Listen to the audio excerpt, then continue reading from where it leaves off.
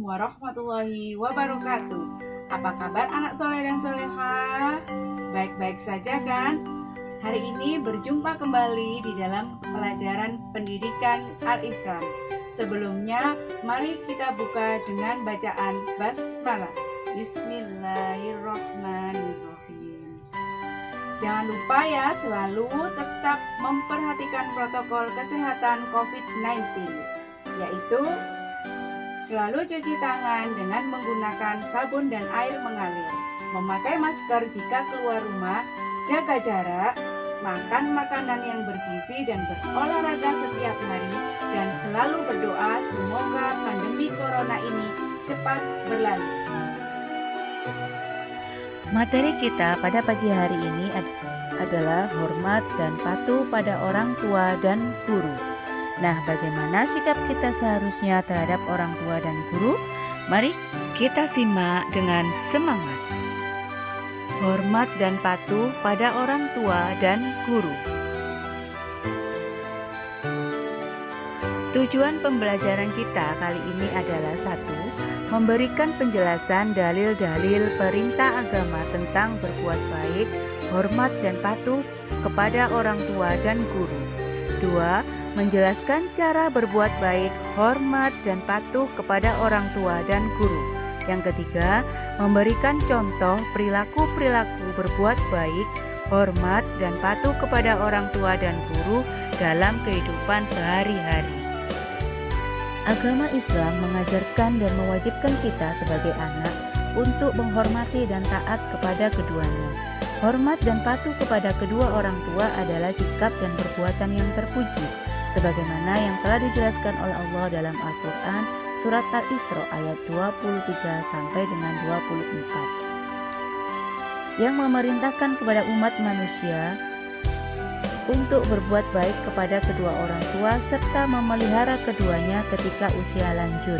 Allah juga memerintahkan kepada umat manusia untuk merendahkan diri di hadapan kedua orang tuanya, bertutur kata lembut dan santun kepada mereka serta mendoakannya dengan doa, "Ya Allah, ampunilah aku dan kedua orang tuaku, sayangilah mereka sebagaimana mereka telah mendidik aku di waktu kecil." Orang tua adalah orang yang secara jasmani menjadi asal keturunan anak. Jadi kita adalah keturunan dari orang tua kita, dan darah kita adalah darah orang tua kita, sehingga apa yang kita rasakan orang tua juga ikut merasakan. Itu pula sebabnya secara kodrati setiap orang tua menyayangi dan mencintai anaknya sebagaimana ia menyayangi dirinya sendiri. Kasih dan sayang ini mulai dicurahkan sepenuhnya terutama oleh ibu semenjak anak di dalam kandungan sampai ia lahir dan menyusui, bahkan sampai usia tua. Kita semua lahir ke dunia tidak terlepas dari peran sosok seorang ibu, yang mana ibulah yang telah mengandung kita. Setelah lepas dari beban kehamilan, sang ibu menyusui anaknya selama 2 tahun, sedangkan sang ayah bekerja keras mencari nafkah untuk memenuhi kebutuhan ibu dan anaknya. Dan setelah anak berpisah dari susuan, ibu dan bapak terus memikul tanggung jawab besar merawat dan memperhatikan pertumbuhan jasmani dan rohani dengan harapan agar ke depan menjadi anak yang soleh yang mau mendoakan orang tuanya.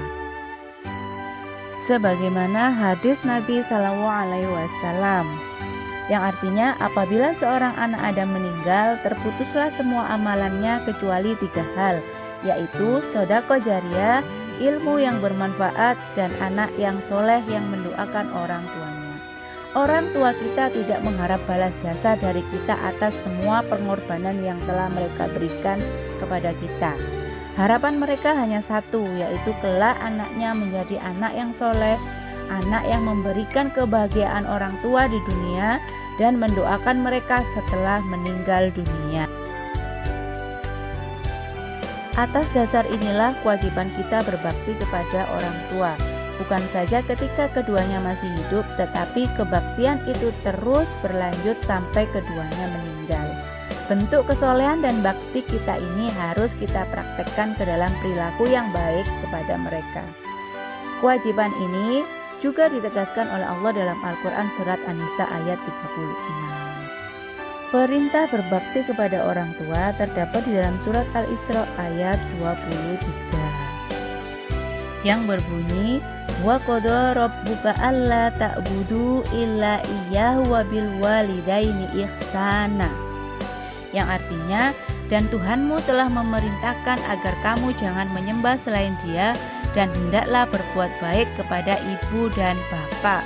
Jika salah seorang di antara keduanya atau kedua-duanya sampai berusia lanjut dalam pemeliharaanmu, maka sekali-kali janganlah engkau mengatakan kepada keduanya perkataan A, dan janganlah engkau membentak keduanya, dan ucapkanlah kepada keduanya perkataan yang baik. Nah anak-anak, jadi di dalam surat Al-Isra ayat 23 ini jelas bahwa ketika kita berucap atau berkata kepada orang tua, maka hendaklah menggunakan dengan perkataan yang baik. Tata cara menghormati dan patuh kepada kedua orang tua. 1. Tidak boleh mengucapkan perkataan ah kepada keduanya. Ingat, larangan ini terdapat di dalam Al-Quran surat Al-Isra ayat 23. Nah, apabila di Al-Quran terhadap larangan, maka haram bagi kita untuk melakukannya. Yang kedua, tidak boleh membentak atau memarahi orang tua. Nah, karena memang sebagai seorang anak tidak pantas bagi kita untuk membentak atau memarahi orang tua. Yang ketiga, mengucapkan kata-kata yang mengangkat kemuliaan dan kehormatan orang tua jika berbincang-bincang dengan orang tua. Nah, jelas bukan bahwa ketika kita berbicara kita harus menggunakan bahasa yang santun kepada orang tua. Yang keempat, merendahkan diri di hadapan orang tua dan selalu mendoakan keduanya. Masih ingat bukan doa untuk kedua orang tua? Ya, doa untuk kedua orang tua adalah Rabbighfirli wali walidayya warhamhuma kama rabbayani shaghira. Doa inilah yang ditunggu-tunggu oleh orang tua, baik ketika mereka masih hidup ataupun mereka sudah meninggal. Jadi senantiasalah kita untuk selalu berdoa untuk orang tua kita. Guru bukanlah ayah dan ibu kandung bagi seorang murid. Guru memiliki tanggung jawab yang sangat besar terhadap perkembangan keilmuan dan pembentukan sikap anak didiknya. Karena tanggung jawab itulah guru selalu mendidik jiwa, melatih otak, menunjukkan kebaikan dan kebahagiaan. Atas dasar itu, peranan guru dalam membentuk masa depan si anak didik sangat besar dan tidak pantas diabaikan. Dengan demikian, sangat tidak wajar apabila anak didik tidak mentaati dan menghormati gurunya sebagaimana ia mentaati dan menghormati orang tuanya. Adapun tata cara menghormati guru adalah 1. Memperhatikan pelajarannya. Yang kedua, tunduk pada nasihatnya dan mengamalkannya. Yang ketiga, berbicara dengan suara yang sederhana. Yang keempat, mendengarkan perkataannya. Yang kelima, hendaklah selalu berbaik sangka kepada guru dan selalu ingat kepadanya. Yang keenam, berbuat baik kepada keluarganya. Yang ketujuh, berdekatan dengan guru dalam menerima ajarannya dan beramal.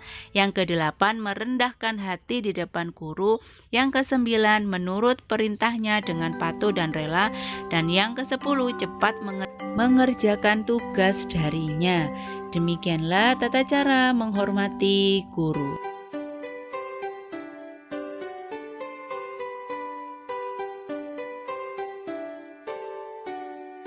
Demikian pelajaran kita hari ini. Semoga dapat membawa manfaat bagi kita dan menjadi ilmu yang bermanfaat bagi kita. Mari kita akhiri dengan bacaan hamdalah. Assalamualaikum warahmatullahi wabarakatuh.